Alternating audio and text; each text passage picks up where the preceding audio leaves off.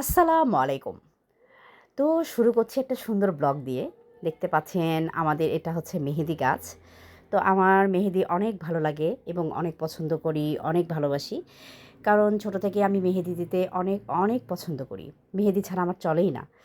তো দেখতে পাচ্ছেন আমি আর কি বাসায় যাওয়ার আগে আমার গাছের মেহেদিগুলো তুলে আমি বাসায় নিয়ে যাব।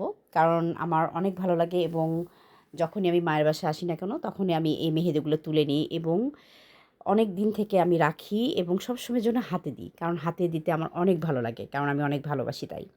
তো আপনাদের মেহেদি দিতে কেমন লাগে সেটা অবশ্যই কমেন্ট বক্সে জানাবেন এবং আমার এই ব্লগটি কেমন হয়েছে অবশ্যই কমেন্ট বক্সে জানাবেন এবং আমার পেজটাকে ফলো দিয়ে রাখবেন, লাইক, কমেন্ট, শেয়ার করবেন।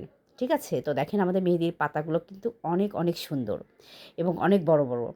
কারণ আমি চাই যে জীবনে কিন্তু প্রত্যেকটা মানুষেরই আর কি আনন্দ মুহূর্ত এবং ভালো লাগা মুহূর্ত সব কিছু নিয়ে মানুষের একটা সুন্দর জীবন হয়।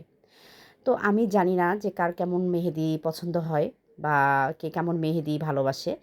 তো আমি কেমন জানি একটা অন্যরকম মেহেদি ভালোবাসি এবং পছন্দ করি এবং সবসময় কিন্তু আমি হাতে দিতে পছন্দ করি। তো সেজন্য আমি সবসময়ের জন্য কিন্তু চেষ্টা করি যে আর কি যেখান থেকে হোক মেহেদি সংগ্রহ করে আমি হাতে দিয়ে থাকি। কারণ আমার এর গন্ধটা এবং মেহেদির রঙটা আমার এতটা ভালো লাগে মানে মনটা আর কি ভরে যায় এবং অনেক প্রশান্তির একটা জিনিস, অনেক পবিত্র এবং অনেক ভালো লাগার একটা জিনিস।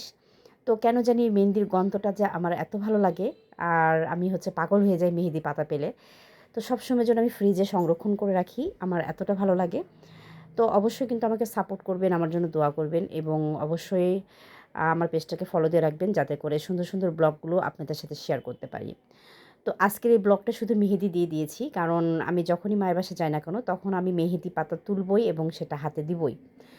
কারণ একটা অন্যরকম ভালো লাগা এবং অন্যরকম একটা আনন্দ কেন জানি না। কারণ আমার মনটা এতটা ভালো হয়ে যায় মেহেদিটা দিলে। তো দেখেন আমি কিন্তু অনেকগুলো মেহেদি তুলেছি। মানে একদম গাছের সব পাতা শেষ করে দিয়েছি। গাছের একটা পাতাও রাখিনি।